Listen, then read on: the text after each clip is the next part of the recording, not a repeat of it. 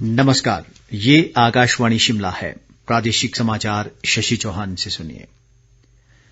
मुख्यमंत्री जयराम ठाकुर ने कहा है कि राज्य सरकार विभिन्न कल्याणकारी योजनाओं व नीतियों को लक्षित समूह तक पहुंचाना सुनिश्चित बना रही है। वे आज शिमला में वीडियो कॉन्फ्रेंस के माध्यम से कांगड़ा संसदीय क्षेत्र के विभिन्न योजनाओं के लाभार्थियों से बातचीत कर रहे थे। मुख्यमंत्री ने कहा कि इस तरह के संवाद से लोगों को विभिन्न योजनाओं के बारे में जागरूक बनाने में मदद मिलती है। उन्होंने कहा कि इस तरह की बातचीत के दौरान सरकार को कार्यक्रमों को और अधिक प्रभावी बनाने के लिए भी बेहतर सुझाव मिलते हैं। जयराम ठाकुर ने बताया कि राज्य सरकार ने पहली बार प्रदेश में विभिन्न आवास योजनाओं के तहत बेघर गरीबों को 10,000 घर देने का लक्ष्य रखा है। केंद्र सरकार ने सभी राज्यों से ये सुनिश्चित करने को कहा है कि अनलॉक की मौजूदा प्रक्रिया में किसी राज्य के भीतर और एक राज्य से दूसरे राज्य में लोगों और सामान के आवागमन पर कोई रोक नहीं लगाएं। केंद्रीय गृह सचिव ने हिमाचल प्रदेश के मुख्य सचिव को पत्र जारी किया है। इसमें लिखा है कि प्रदेश के भीतर और बाहर आने जाने वाले लोगों और वस्तुओं की आवाजाही पर कोई प्रतिबंध नहीं रहेगा। इसके लिए राज्य सरकार की ओर से अपने स्तर पर परमिट की व्यवस्था अगर की गई है तो यह जारी नहीं रहेगी। शहरी विकास मंत्री सुरेश भारद्वाज ने कहा है कि स्मार्ट सिटी प्रोजेक्ट के तहत शिमला शहर का सौंदर्यीकरण 550 करोड़ रुपए से किया जाएगा। वे आज शिमला सब्जी मंडी में 120 करोड़ रुपए से बनने वाली 467 दुकानों के निरीक्षण के दौरान बोल रहे थे। उन्होंने कहा कि स्मार्ट सिटी प्रोजेक्ट के तहत शहरवासियों को स्वच्छ पेयजल, वाटर एटीएम, शौचालय, पार्किंग और ट्रैफिक जाम से निजात दिलाने सहित अन्य सुविधाएं मुहैया करवाई जाएंगी। भारद्वाज ने बताया कि संजौली, ढली और छोटा शिमला के चौराहों को चौड़ा करने का कार्य भी तेजी से किया जाएगा।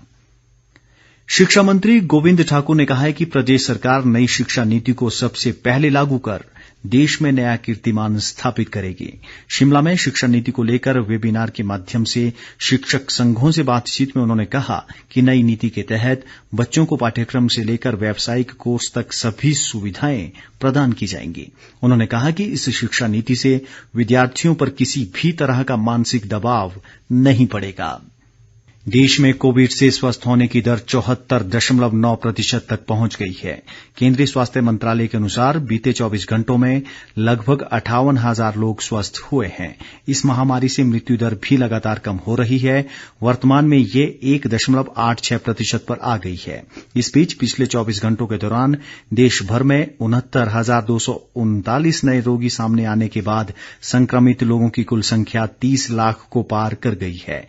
इस दौरान इस संक्रमण से 912 लोगों की मौत होने से मरने वालों की कुल संख्या 56,700 से अधिक हो गई है।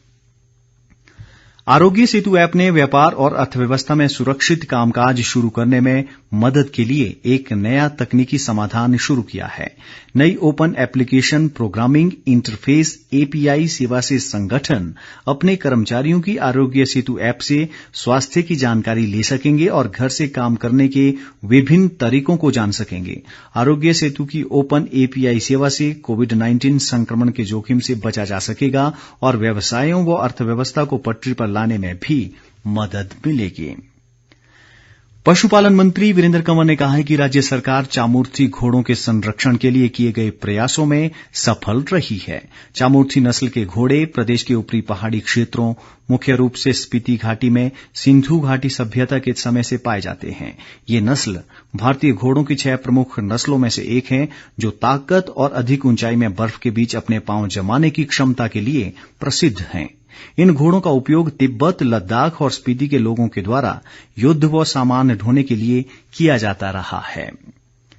प्रधानमंत्री नरेंद्र मोदी अगले रविवार यानी 30 अगस्त को आकाशवाणी पर मन की बात कार्यक्रम में देश विदेश के लोगों के साथ अपने विचार साझा करेंगे।